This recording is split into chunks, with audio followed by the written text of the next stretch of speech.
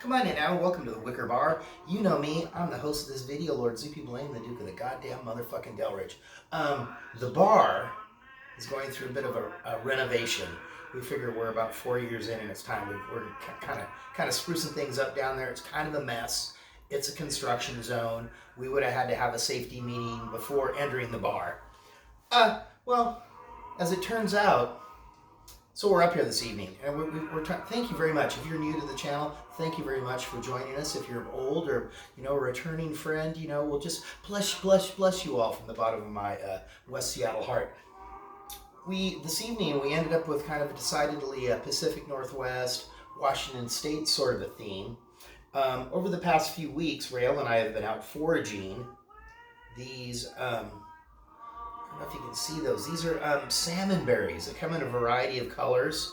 There's the salmon berries that we can pick locally, and then the thimbleberry, which is kind of soft and velvety like a raspberry. They're not up yet, and occasionally you can find a huckleberry. And then, of course, there's the pesky Himalayan blackberry, but that doesn't come around until mid to late July. So we collected these last week and this week, and we made a salmonberry syrup. And today, while we were out, we went to the farmer's market. We got a little teeny loaf of sourdough bread. What else? We are in the Pacific Northwest, and we were also using we're making a little cioppino as well. Throw down cioppino. I don't want to call it something, and then I'm going to get called out for being not true to the game. And it called for a little Pinot Grigio. We have a little Pinot Grigio here from Richland, Washington. And then, to cap things off, you like this. We have a can of Muir Glen diced tomatoes. Got those out of the food pantry last weekend. Hey, no shame. There's no shame. We don't get crazy. Couple cans here or there. And we are what the fuck is this? Not Christmas. It's not Christmas, I can tell you that right now. Then it just happens that a few weeks ago I bought a bottle of Mischief gin from the Mischief distillery over there in Fremont, or Freelard, if you're kind of in between Fremont and Ballard. Every neighborhood in Seattle has to have a fancy name now, or they try to harken back to names that neighborhoods had years and years ago. That's Northwest. Then out of our garden, we have some Italian parsley, oregano, and thyme. That's going to go in our cioppino base, and we may even go out there and pick a little bit of lettuce. We do have lettuce, and maybe we'll have a little green salad. But anyway, this is our salmonberry cocktail. The syrup, that's about 2 cups of water, not quite a cup of the honey, local sourced honey that we got at the farmer's market today. And I did do just a wee bit of lemon zest in there. It's about 3 cups of berries, maybe a little bit more. I just kept putting them in because I was afraid I wasn't going to get enough berry flavor. That's the big one. I have some right here for the cocktail fixins. And it is going to get the juice of this lemon here.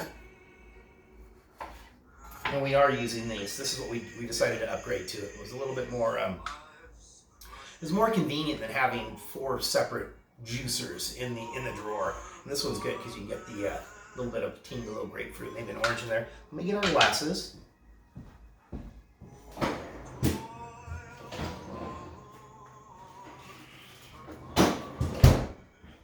If you happen to be watching this video and it is, December, you're just new to the channel, we played this especially for you. We're set. We are going to go 4 ounces of gin. Remember that this is a cocktail for two adults.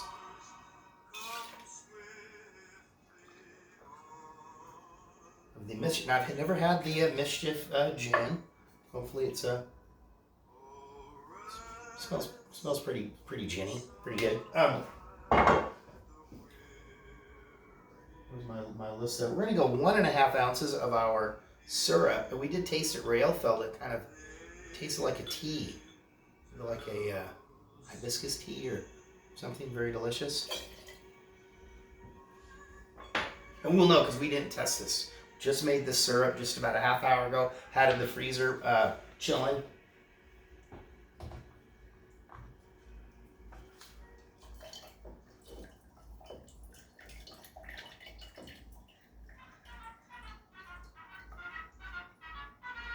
You know what I think I'm gonna do? I think I'm gonna do like fancy bartender style, and I'm gonna give it a little taste before I shake it up to see if we need to adjust any of our seasonings, as you were. Ooh. All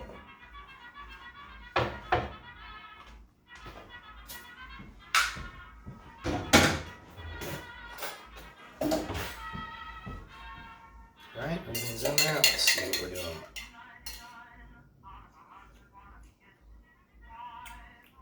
That was way too lemony. I'm not even tasting the syrup at all. So, no, actually, the gin. I'm gonna let you get a taste of this. I'm doubling up on this on the syrup here.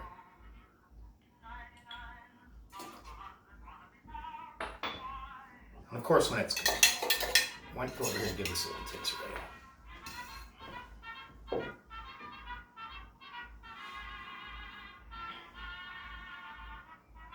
Like to give a little shine. Everybody's, saw how luscious Rails Nails look and how nice they're scratching down my back. Shout out to Lily Nails over here in West Seattle, Jennifer and her crew. Beautiful people. What do you think? That's good? I cut the... Well, it probably needs a little bit more salmon berry. Okay. That was a lot of lemon. I can't tell if it's the lemon or the gin, though.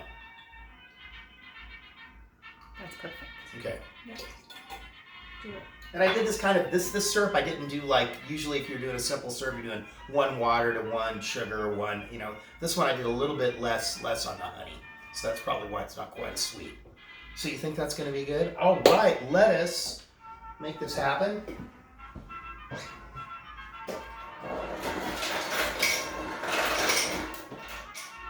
All right. I'm not sure, we'll see if any of our call-in audience thinks whether or not we should continue filming through the dinner, or if you guys are just happy with just the cocktail.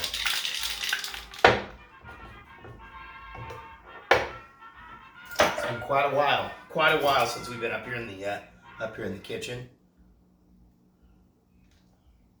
It's a nice. It's the color of Rails Nails. Geez, everything is just like so oddly lining up. Got a little side card there for us. Great. That little seed we got in there. Oh, I was gonna muddle some salmon berries. I'll do that for the second one.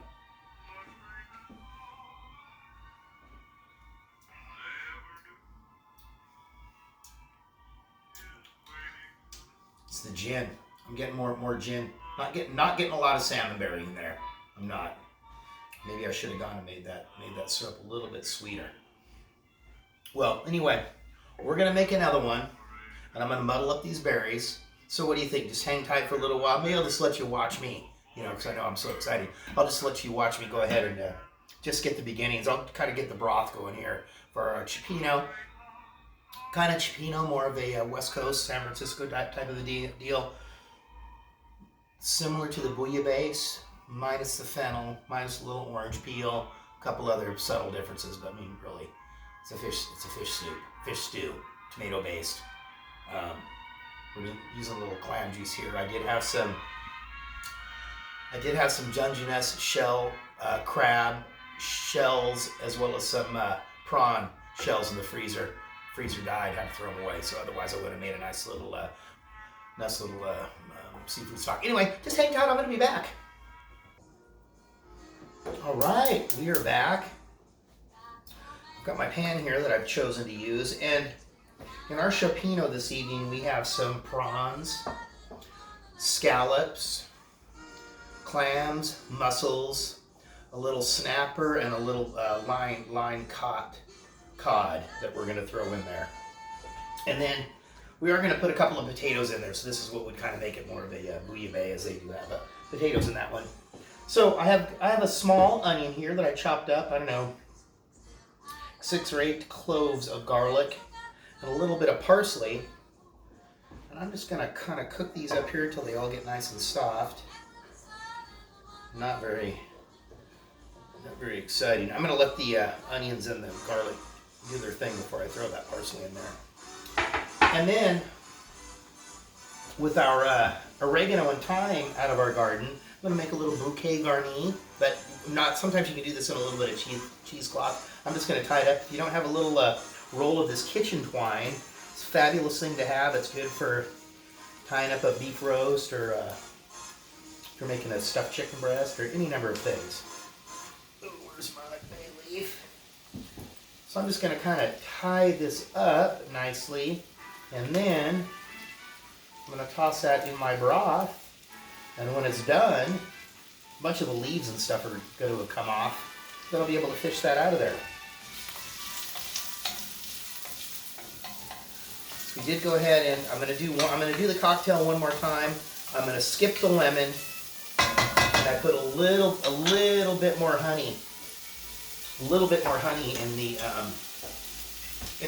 syrup. I think I might just do that gin. I think this Mischief gin just has a real. Never used it before. So for our broth, there's that. Our can of tomatoes, our chicken broth, our Pinot Grigio, clam juice. So why don't you just kind of hang tight? You know, just like watching paint dry, or watching the water boil in your electric kettle for your ramen. We'll be right back. Hang on. Okay, we're back. I'm doing the cocktail again. I'm gonna skip the lemon, and earlier on, I guess like late winter, Rael and I we were doing a cocktail project, and we had dehydrated some slices of lemon that we cut on the mandolin. So instead of the lemon, we're going to use those as a little garnish. But let me just go ahead and get to this, because I want to get this food going. We are back to our Mischief gin. Once again, cocktail for 2 people. Oh, ooh, thank you, Rael. I thought she was giving me the blame your jerk off. We're gonna muddle some of these in here this time. Maybe give a little bit more.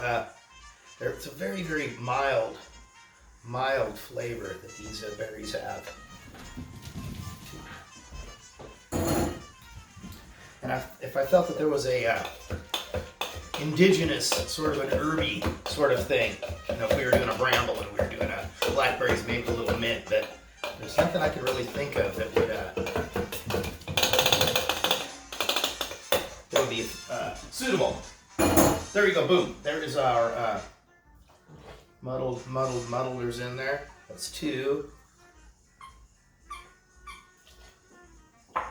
That's 4 of our gin. We're gonna go 3 ounces of our syrup that I did augment with a little bit more of that local honey from the farmer's market, because we are all about farm to table sourcing local. That's what we're all about.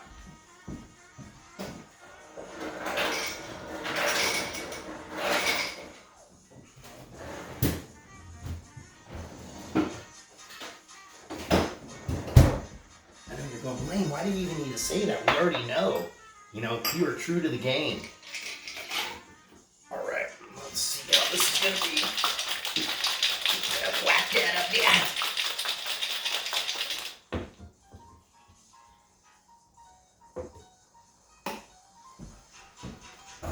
I do have my potatoes ready. I did not totally, look at that. Some little.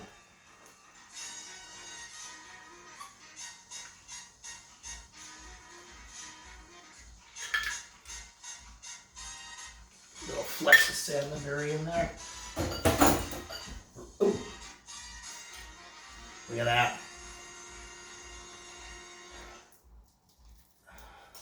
Boom. Yeah, that was a little bit. Have a nice blood color to them.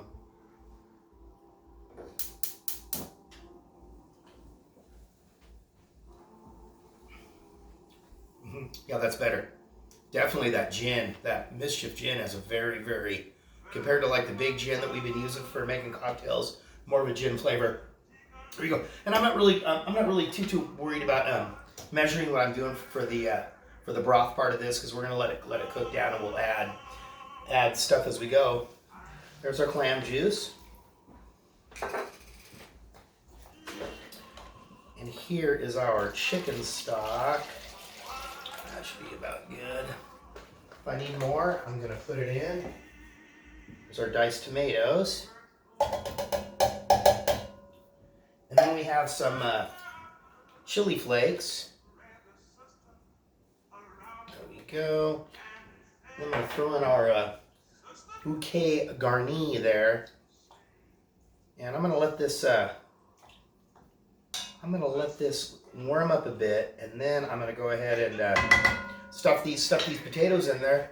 Oh, I know, Blaine, you forgot the Pinot Grigio from Richland, Washington. Fire Steed, Horse Heaven Hills, Pinot Grigio. The winery icon is a horse, an archetype, which has connoted grace, courage, fire, and beauty since ancient times. Last year around this time, Rael and I were we were over there in Walla Walla in Richland doing a little wine thing. Well, I don't know. Oh, and it does. We didn't have any fresh basil. We'll throw a little bit of dried basil in there. Like possibly, depending on yeah, it's gonna it'll kind of impart a little bit of that licorice flavor that you would have if we were making a bouillabaisse with a little Petits or Pernod. Well, there you go. I'm gonna let this cook down for a little bit. I'm gonna throw those potatoes in, and I guess, if you got nothing better to do, just kind of stick with us. Pretty soon we're gonna be getting into some vino. Okay, here we are. We are back. We are enjoying our Fire Steed Pinot Grigio, Horse Heaven Hills from Richland, Washington. We are ready to go. Our broth is very, very scrumptious. Get some tongs here.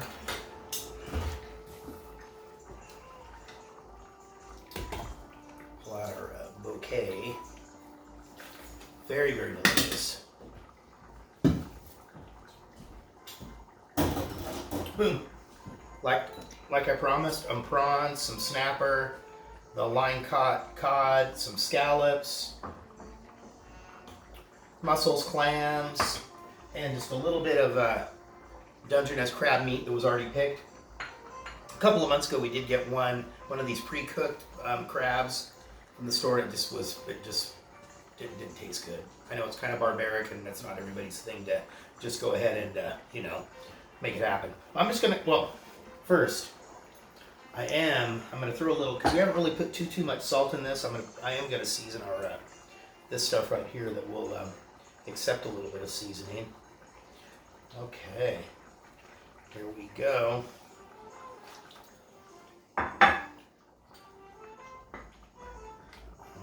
Okay, there we go. There's that part. There is that part. And I'm gonna put the lid on, and I'm going to give this, I don't know, if you were watching TV, they'd say 3 minutes. I'm gonna say 5. That's a lot of shit jammed in there. So just hang tight if you're still interested in, I know we're probably about 2 hours now. I mean, it seems like forever. I'm gonna finish a little bit of this wine. I'm gonna hit the timer for 5 minutes. Look at this bread. Got that all nice and sexy. That is a locally made butter. A local butter producer. I'm not sure, like a local dairy farm or something. Or creamery. Creamery, yes, that's another thing. We're farmer's market. The bread, the butter, the fish. Unfortunately, that was from the grocery store. Anyway, just hang on. We're going to be back. Oh, yeah. Oh, you already did it? Jeez, I wanted to make it a little bit more dramatic. There we go. It's looking really, really good. I'm gonna just kind of sprinkle this crab over the top. Well,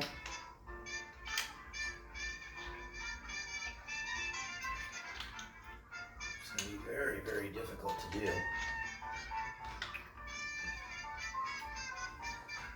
We had to be kind of a bother at the fish counter. Yeah, you just have to have the right the right person working there that knows it. There's only the two of us, and sometimes you get tricked when you're buying any kind of seafood and it's just for two people.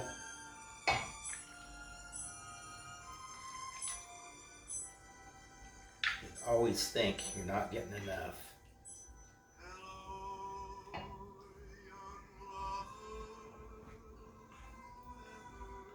Just put that little crab meat right up there on the top there. And you know, I was working at an Italian restaurant a few years ago called Cafe Piccolo, and we do a little aioli on the top of our cioppino. And I think there's something that they do on top of the bouillabaisse as well, one of those kind of like bread-based sauces. But anyway, there you go. Happy today. And technically Rael and I, we are still, it was our 30th wedding anniversary. I mean, that's like turning 21. You got to be able to celebrate that. That's got to last. I mean, I'm almost thinking a month. I mean, because we sometimes take a birthday month because, sometimes how time lines up, you can't do stuff like you want to. So we're taking, this is our 30th wedding anniversary. We are taking the whole month of June. Like it or not, we're there. All right, peace out from the Wicker Bar.